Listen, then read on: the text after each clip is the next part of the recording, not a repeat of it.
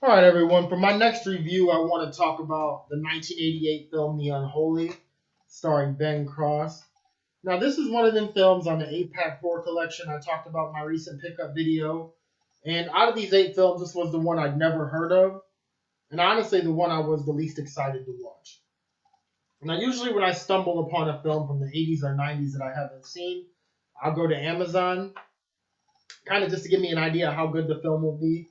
I'll say probably 8 out of 10 times I either agree with the rating on Amazon or it's on par with how I feel about the film. So when I saw this was rated 4 out of 5 stars, it did give me some expectation for the film. I figured it would not be terrible. Now I never heard of Ben Cross, but looking at his filmography, he was in Star Trek in 2009, First Night in 1995, and just a bunch of other things that I know of. Surprised I'd never heard of him. I thought he delivered a great performance in this film. Some other actors in this film that I recognize. The lead detective, he played the father in the movie Rudy, good actor. And the main priest, he played one of the members of Bandini, Lambert, and Locke in the movie The Firm from 1993. So, good cast for this type of film for sure. Great performances all around. I got no problems with any of the actors or actresses in here. If you haven't seen this film, I would recommend it, especially if you're into films that are, built upon religious subgenres. And the rest of this review will contain spoilers. If you haven't seen it, go check it out. All right, so let me talk about this film. Well, one thing I'll say before I even start talking about it, compared to the last film I reviewed, The Body, this is how you do a film with the subgenre of religion. You don't overcomplicate it. You don't go too in depth. You keep it simple. You keep it direct, and that builds a creepy atmosphere. I feel like if the audience can follow along with the film without, you know, feeling pulled one way or another. So I like that about this film. This is how you do a film, a horror film that involves religion. Keep it simple. So, the beginning, there's a priest. There's this seductress trying to tempt him. This was a good scene.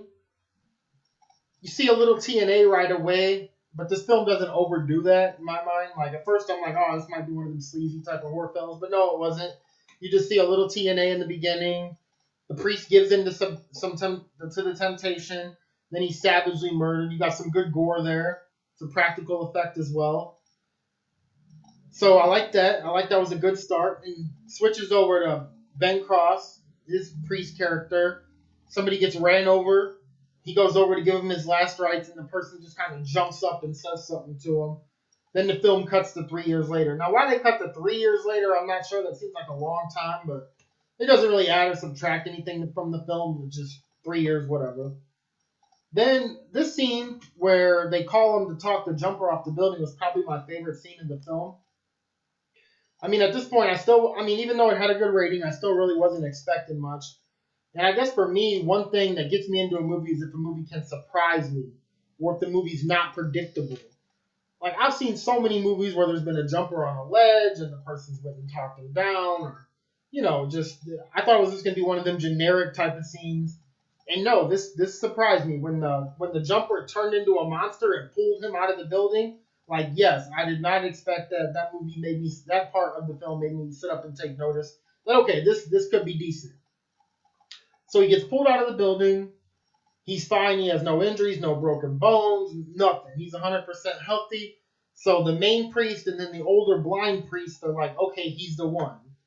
So they give him his own parish. And he's like, why am I getting my own parish, Father? You said it would be years before I get my own parish. And they're like, well, it's time. This fall, it sped things up. And I think even his character, like, just what I got from that was his character even knows, like, okay, they think something about me if they're giving me their own parish. If they're giving me my own parish after they told me it would be years. So he gets his own parish. It introduces his caretaker of the parish, the lady to help him out. One thing I like about this film as well, it really didn't have a lot of actors in it. You had some extras in the church and a couple bums on the street drinking, but really, this is a pretty small cast here. So I like that. and everybody did act well. Then you get introduced to the Millie character, and she's 19-year-old girl, very troubled. She was in communication with the former priest who was murdered in the beginning. Then he finds out there was actually another priest a year before that priest who was murdered in the same way. Their necks were ripped out. So he finds that out. Then he's starting to kind of realize, okay, there's something wrong here, but he's still trying to find a logical explanation for it. The character Luke is introduced. He's the club owner where they do the satanic rituals, and he tells him, Father, I know I've strayed far from God, but I need you to watch over me. So the scene where he goes to watch over Luke, and then the stuff was flying around, and then Luke looks like he's possessed and puts his hands up, and he's like, that was a pretty cool scene. Nothing special. This isn't, nothing amazing about this film, but it was just a solid little film. You don't got to go above and beyond. This was a good movie for what it was. Let me see. So, for being a priest, he really doesn't believe in the devil in like the physical sense. So, kind of coming into his own religious awakening where he realizes that maybe this stuff is real. So the other priests, they're kind of trying to convince him about what he is and what he's facing. There's some question of whether or not Luke is trying to deceive him or not. And at first, I thought that was pretty good the way they did that. I mean, Luke's character, when he came in, he seemed sincere. That guy was probably the worst actor out of everybody in the film, but he still did okay. So the film's just kind of building up to the confrontation at the end between the priest and the demon.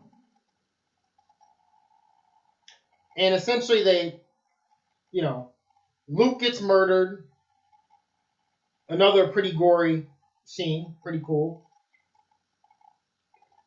Priest realizes, okay, this is real. He's convinced now. Millie gets taken in.